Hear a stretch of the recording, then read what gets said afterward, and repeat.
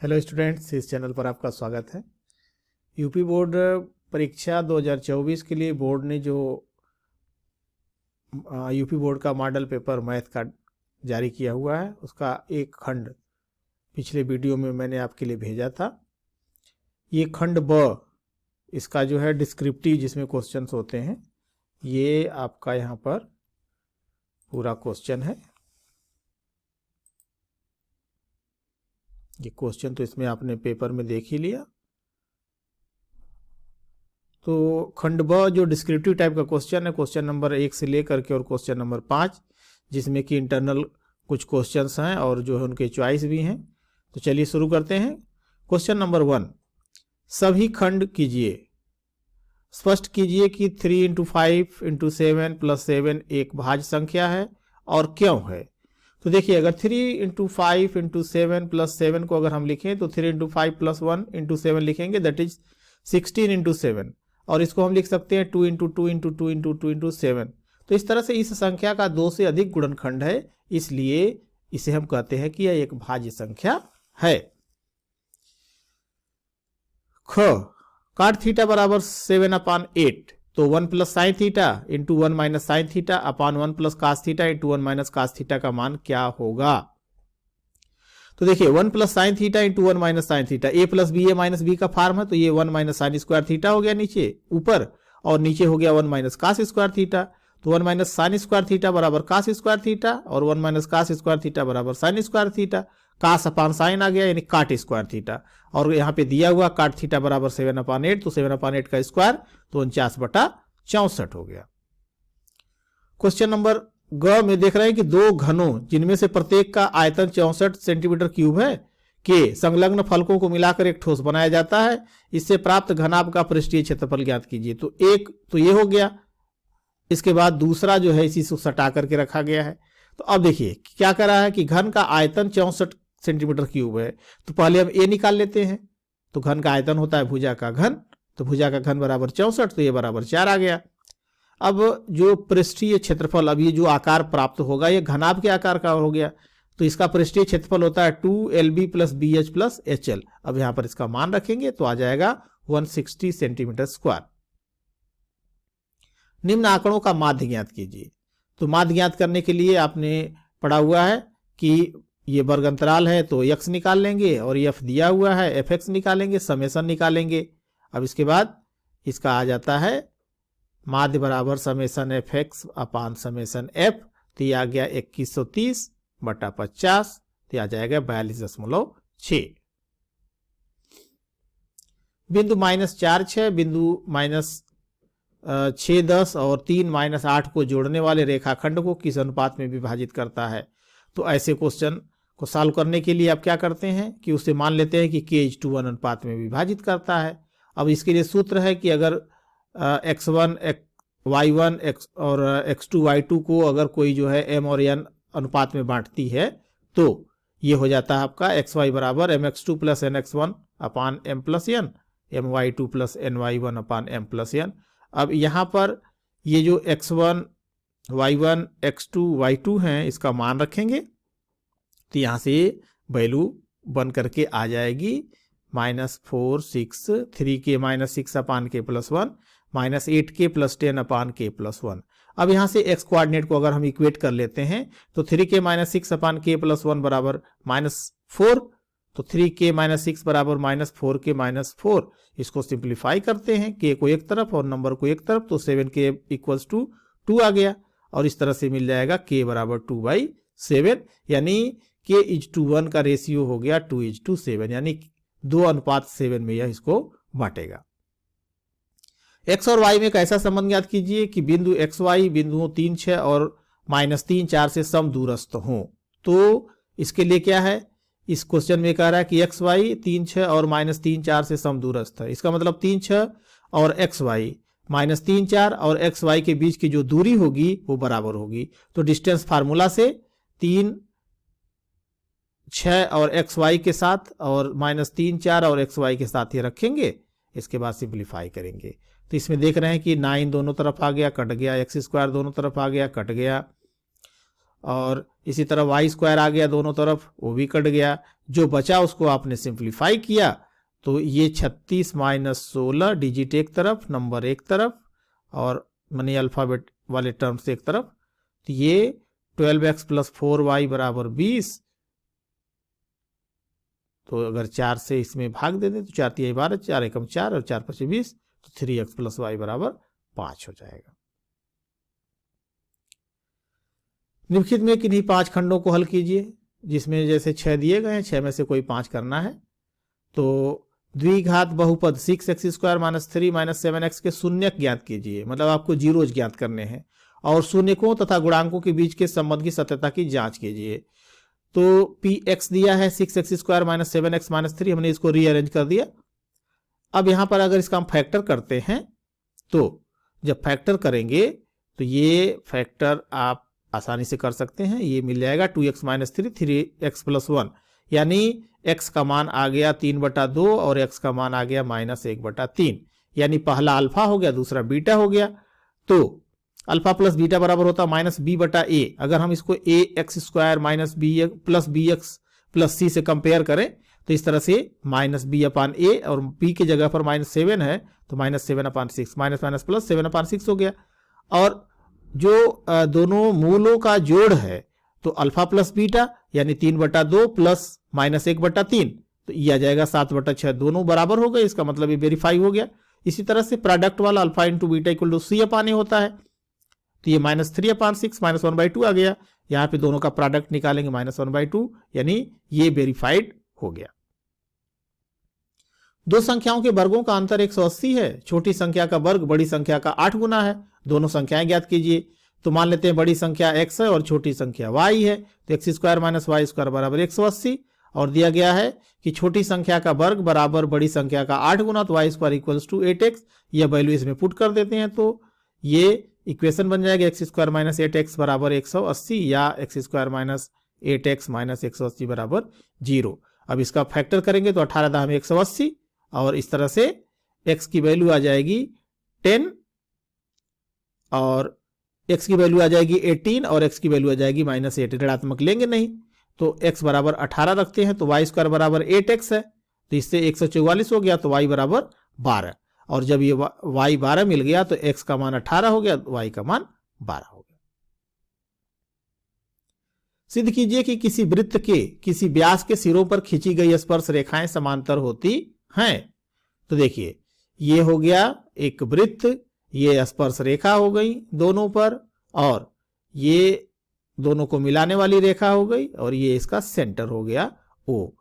अब ये जो है ये कोण दोनों 90 डिग्री होंगे, क्योंकि हमने पढ़ा हुआ है ना कि केंद्र से आने वाली स्पर्श रेखा पर जो रेखाखंड खींचा जाता है वो लंबवत होता, तो ये 90 हो गया। तो इस तरह से APO की वैल्यू 90 और DQO की वैल्यू भी 90 हो गई। तो अब आप ये देख रहे हैं कि ये एक एकांतर कोण हो रहा है, ये दोनों कोण आपस में बराबर हो गए। जब ये दोनों कोण आपस में बराबर हो गए तो एकांतर कोण हुआ, और ये तब होता है जब दो समांतर रेखाओं को एक तिर्यक रेखा कट करती है। तो इस तरह से AB और CD एक दूसरे के समांतर हो गए। सिद्ध कीजिए कि किसी बाह्य बिंदु से किसी वृत्त पर खींची गई स्पर्श रेखाओं के बीच का कोण स्पर्श बिंदुओं को मिलाने वाले रेखाखंड द्वारा केंद्र पर अंतरित कोण का संपूरक होता है। संपूरक मतलब 180 डिग्री। तो देखिए ये A माने P से A को मिला दिया, P से B को मिला दिया, ये कोण जो होगा, यानी हमको यहां पर सिद्ध करना है कि ये जो कोण P है और ये O पर बना है, यानी APB और AOB, APB ये कोण और ये कोण 180 डिग्री है। तो चलिए अब आप ये देखिए कि O केंद्र है और O से जो ये रेखा खींची गई है तो 90 डिग्री होगा, तो इसका मतलब OAP 90 डिग्री होगा। जब OAP 90 डिग्री होगा उसी तरह से ये OB वाला जो हिस्सा है यानी OBP भी 90 डिग्री होगा। अब इन दोनों को अगर जोड़ देते 180 हो गया, ये दोनों कोण 180 हो गया, और APBO एक चतुर्भुज बन रहा है। इसका मतलब चारों का जो सम होगा एंगल का, इंटीरियर एंगल का, वह 360 होगा। तो यानी हो गया ना फिर APB प्लस AOB का मान 180 और यही हमको प्रूफ करना है। एक थैले में 3 लाल 5 काली गेंदें हैं। इस थैले में से एक गेंद रैंडमली निकाली जाती है। इसकी प्रायिकता क्या है कि गेंद लाल है और लाल नहीं है। तो लाल गेंदों की संख्या 3, काली गेंदों की संख्या 5, कुल गेंदों की संख्या हो गई 8। लाल गेंद होने की प्रायिकता यानी अगर 8 बार हाथ उसमें डालेंगे तो गेंद कितनी मिलेंगी? 3, यानी 3/8। और लाल गेंद न होने की प्रायिकता तो हो जाएगा 5। ये 1 - 3/8 कर लीजिए, या फिर यहां पे सीधे सीधे काली गेंदें 5 है तो 5/8 हो जाएगा। नीचे दिए हुए बंटन का माध्यक 28.5 है। यदि बारंबारताओं का योग 60 हो तो x और y के मान ज्ञात कीजिए। अब इसका पहले आप टेबुलेशन करेंगे तो वर्ग अंतराल, बारंबारता, संचयी बारंबारता। अब ये दिया गया है 5x 20 15 y 5 और टोटल 60 दिया है। तो अब इसका अगर संचयी निकालेंगे तो 5 plus x plus 20 plus 15 plus y plus इस तरह से आ जाएगा 45 प्लस x प्लस y। अब यहाँ पर टोटल जो है 60 n का मान है तो n/2 जो है 30 हो गया, और यहाँ से 45 प्लस x प्लस y बराबर 60 हो गया तो x प्लस y बराबर 15 मिल गया। अब यहाँ से आप देखेंगे कि जो 30 है यह 30 जो है 25 प्लस x वाले नंबर में आएगा, क्योंकि ये 40 प्लस है तो ये बड़ा ज़्यादा हो गया ना, तो यानी ये इसमें आएगा। तो L का मान 20 हो गया, F का मान भी 20 हो गया, CF 5 प्लस x हो गया, H का मान 10 हो गया। माध्यक के लिए सूत्र होता है। अब इसमें हम मान रखेंगे, मान रखने के बाद ये x का मान 8 आ गया। जब x का मान 8 आ गया तो यहाँ से रख देंगे तो y का मान आ जाएगा 7। तो x बराबर 8 और y बराबर 7। दो अंकों की एक संख्या एवं उसके अंकों को पलटने पर बनी संख्या का योग 66 है। यदि संख्या के अंकों का अंतर 2 हो तो संख्या ज्ञात कीजिए। ऐसी कितनी संख्याएं हैं? तो देखिए, मान लिया संख्याएं माने संख्या को अगर हम इकाई का अंक x मान लेते हैं और दहाई का y मान लेते हैं तो संख्या बनेगी 10y प्लस x और अंकों को पलट देंगे तो 10x प्लस y हो जाएगी। अब इन दोनों को जोड़ दें तो 66 है, यानी x प्लस y का मान मिल जाएगा, x प्लस y बराबर 6 मिल जाएगा। और संख्या का जो अंतर है x माइनस वाई बराबर 2 है। अब इसको सिंप्लीफाई करें तो y ये कट जाएगा, 2x बराबर 8 तो x बराबर 4 हो जाएगा, और इससे y बराबर मिल जाएगा 2। तो नंबर जो होगा वह हो जाएगा 24। 5 वर्ष पूर्व नूरी की आयु सोनू की आयु की 3 गुनी थी। 10 वर्ष पश्चात नूरी की आयु सोनू की आयु की 2 गुनी हो जाएगी। नूरी और सोनू की आयु कितनी है? तो मान लेते हैं वर्तमान आयु x है और y है। 5 वर्ष पहले दोनों में से 5 कम हो गया, x माइनस 5 हो गया और माइनस 5। क्वेश्चन के हिसाब से है कि x माइनस 5 जो है 3 टाइम्स y माइनस 5 के बराबर है, तो इससे एक इक्वेशन बनेगा x माइनस 3y बराबर माइनस 10। अब 10 वर्ष पश्चात तो प्लस हो जाएगा ना, x प्लस 10 हो जाएगा और सोनू का y प्लस 10 हो जाएगा। क्वेश्चन के हिसाब से ट्वाइस है तो ये बन जाएगा x माइनस 2y बराबर 10, और पहला इक्वेशन है x माइनस 3y बराबर माइनस 10। इन दोनों को सिंप्लीफाई करेंगे तो y बराबर 20 और समीकरण नंबर 1 में रख देंगे तो x बराबर 3y माइनस 10 ये मान रखेंगे तो आ जाएगा 50। यानी नूरी की वर्तमान आयु 50 वर्ष और सोनू की वर्तमान आयु 20 वर्ष होगी। एक बहुमंजिल भवन के शिखर से देखने पर एक 8 मीटर ऊंचे भवन के शिखर और तल के अवनमन कोण क्रमशः 30 डिग्री और 45 डिग्री हैं। बहुमंजिल भवन की ऊंचाई और दो भवनों के बीच की दूरी ज्ञात कीजिए। तो ये फिगर बनेगा। अब इस फिगर में ये 30 डिग्री है और ये 45 डिग्री है, ये 8 मीटर है। तो अब त्रिभुज ABC में tan 45 बराबर हो जाएगा h बटा x। तो tan 45 का मान 1 होता है, तो 1 बराबर h बटा x, तो x बराबर h हो गया। फिर AED में इसमें देखेंगे तो ये 30 डिग्री है, तो tan 30 बराबर AE अपान ED, और AE का मान हो गया h माइनस 8 क्योंकि ये भवन की ऊंचाई 8 है। तो h माइनस 8 अपान x, तो 1 अपान √3 बराबर h माइनस 8 अपान x, इससे h माइनस 8 बराबर x अपान √3 हो गया। तो h माइनस 8 बराबर h upon root 3, h minus, ये सिंप्लीफाई करेंगे तो ये मान आ जाए। तो इसमें क्वेश्चन जो h minus 8 equal to X upon root 3 हो गया, तो h minus 8 equal to h upon root 3। अब इस h को लेफ्ट साइड ले आ करके इसको सिंप्लीफाई करेंगे तो h times root 3 minus 1 upon root 3 बराबर 8। या तो हम इसको रूट के फॉर्म में ही रहने दें या फिर हम इसकी वैल्यू रख दें, रूट 3 का मान 1.732। तो चलिए हम यहाँ मान रख लेते हैं। तो 8 रूट 3 अपान रूट 3 माइनस 1 है, तो रूट 3 की जगह पर हो गया 1.732 और ये रूट 3 माइनस 1 करेंगे तो 1 इसमें से घट गया, यानी 1.732 में से 1 घट गया तो 0.732 बचेगा। अब ऊपर का जो मल्टीप्लिकेशन है ये 13.856 बटा 0.732 तो 18.928 मीटर। इस तरह से h और x दोनों का मान बराबर है, इसलिए दोनों ही जो है 18.928 मीटर या कह सकते हैं कि 18.93 मीटर होगा। और दोनों भवनों के बीच की जो दूरी है वह दूरी भी जो है 18.93 मीटर होगी।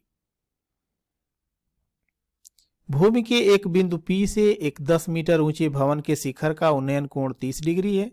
भवन के शिखर पर एक ध्वज को लहराया गया है और P से ध्वज के शिखर का उन्नयन कोण 45 डिग्री है। ध्वज दंड की लंबाई और बिंदु P से भवन की दूरी ज्ञात कीजिए। तो देखिए यहाँ पर जो ये फिगर दिया गया है ये 30 डिग्री है और ये R जो है ये भवन की अपर टॉप है, यानी 10 मीटर ऊंचा, और इसके ऊपर h ऊंचाई का एक ध्वज लगा हुआ है। तो शिखर का निचला हिस्सा 30 डिग्री और ऊपर हिस्सा कह सकते हैं 45 डिग्री का कोण बना रहा है। तो अब यहाँ पर PQR में जो ट्रायंगल आप देख रहे हैं PQR, इस PQR में tan 30 बराबर हो गया 10 अपान x। tan 30 का मान हो गया 1 अपान रूट 3 बराबर 10 अपान x, तो x बराबर 10 रूट 3। अब PQS में ध्वज की ऊंचाई, तो इसमें जो है tan 45 इक्वल टू QS, यहाँ पर जो है Q से लेकर के S तक का मान अपान PQ, तो H प्लस 10 अपान x हो गया। अब ये मान रखेंगे, tan 45 का मान 1 हो गया, H प्लस 10 अपान x, तो H plus 10 equals to x हो गया, तो H equals to x minus 10। x का मान यहाँ समीकरण नंबर 1 से रख देंगे, 10 रूट 3, तो ये आ जाएगा 10 टाइम्स रूट 3 माइनस 1, यानी रूट 3 का मान यहाँ पर दिया गया था 1.732, तो इसको रखेंगे तो 1.732 माइनस 1, तो 0.732 गुणा कर लेंगे तो दशमलव शिफ्ट हो जाएगा एक डिजिट, तो यह जाएगा 7.32 मीटर। यानी ध्वज दंड की जो लंबाई है 7.32 मीटर होगी और P से भवन की जो दूरी है ये 10 रूट 3 यानी 10 इंटू 1.732 दैट इज 17.32 मीटर होगी। क्वेश्चन नंबर 5, एक बर्तन एक उल्टे शंकु के आकार का है, इसकी ऊंचाई 8 सेंटीमीटर है और इसके ऊपरी सिरे पर जो खुला हुआ है सिरे की त्रिज्या 5 सेंटीमीटर है, यह ऊपर तक पानी से भरा हुआ है। जब इस बर्तन में शीशे की कुछ गोलियां जिनमें प्रत्येक 0.5 सेंटीमीटर त्रिज्या वाला एक गोला है डाली जाती है, तो इसमें से भरे हुए पानी का 1/4 भाग बाहर निकल जाता है। तो बर्तन में डाली गई शीशे की गोलियों की संख्या ज्ञात कीजिए। तो यहाँ पर आप देख रहे होंगे कि एक कोन है, इसमें पानी भरा हुआ है। अब इसमें शीशे की कुछ गोलियां डाल दी गई, तो जब शीशे की कुछ गोलियां डाल दी गई तो यह अपने आयतन के बराबर पानी हटाएगा और ये पानी बाहर गिरेगा। तो इस गिरे हुए जो बाहर पानी है यह गोली के आयतन के बराबर होगा। तो शंकु की ऊंचाई दी गई है 8 सेंटीमीटर, आधार की त्रिज्या 5 और गोली की त्रिज्या 0.5 सेंटीमीटर है। मान लेते हैं कि बर्तन में जो डाली गई गोलियों की संख्या है वो n है, तो n गोलियों का आयतन जो है 1/4 गुणे शंकु के आयतन के बराबर होगा। यानी n बराबर हो गया 1/4 गुणे शंकु का आयतन बटा 1 गोली का आयतन। अब यहाँ पर मान रखेंगे तो शंकु का आयतन 1/3 पाई आर स्क्वायर h, गोली का आयतन 4/3 पाई आर क्यूब। यहाँ जो कट रहा पाई पाई कट गया, नीचे से 3 कट गया, जो बचा उसको रखेंगे और मान रख लेंगे। तो यहाँ पर हम ये देख रहे हैं कि n का मान आ जाएगा 100, अर्थात बर्तन में जो डाली गई गोलियों की संख्या है वह 100 होगी। एक गोलाकार कांच के बर्तन की एक बेलन के आकार की गर्दन है जिसकी लंबाई 8 सेंटीमीटर है और व्यास 2 सेंटीमीटर है, जबकि गोलाकार भाग का व्यास 8.5 सेंटीमीटर है। इसमें भरे जा सकने वाले पानी की मात्रा मापकर एक बच्चे ने यह ज्ञात किया कि इस बर्तन का आयतन 345 वर्ग सेंटीमीटर। ये यहाँ पर मिसप्रिंट छपा हुआ है, क्वेश्चन में मिसप्रिंटिंग है। ये आयतन है तो वर्ग सेंटीमीटर न होगे, घन सेंटीमीटर होगा। जांच कीजिए कि उस बच्चे का उत्तर सही है या नहीं, यह मानते हुए उपरोक्त मापन आंतरिक मापन है। पाई का मान दिया गया 3.14। तो यह जो है एक बेलन है और यह एक गोला है। तो इसका मतलब हो गया कि बेलन की ऊंचाई दी गई 8 सेंटीमीटर, आधार की त्रिज्या 1 सेंटीमीटर दी गई है, गोलाकार भाग की त्रिज्या 8.5/2 यानी 4.25 सेंटीमीटर होगी। तो जो पानी का आयतन है वो गोलाकार भाग का आयतन और बेलनाकार भाग के आयतन के बराबर होगा। तो 4/3 पाई आर क्यूब और पाई आर स्क्वायर एच, यहाँ से पाई को common 4/3 pi R cube plus R square H, और यहाँ पर अब मान रख देते हैं। तो पाई का मान 3.14 और ये हो गया 4/3, कैपिटल आर 4.25 गुणे 4.25 गुणे 4.25 प्लस 1 गुणे 1 गुणे 8, और इसको सिंप्लीफाई करेंगे तो ये गुणा करने पाएगा 307.0625/3 और प्लस 8, इसको भाग दे दिया तो 102.354 और ये 8 इसको जोड़ दे देंगे तो ये आ जाएगा टोटल 3.14 गुणे 110.354। तो ये वैल्यू आ गई 346.5 सेंटीमीटर क्यूब, और जो बच्चे ने निकाला था उसका दिया गया 345 सेंटीमीटर क्यूब। तो इसका मतलब है कि बच्चे का उत्तर सही नहीं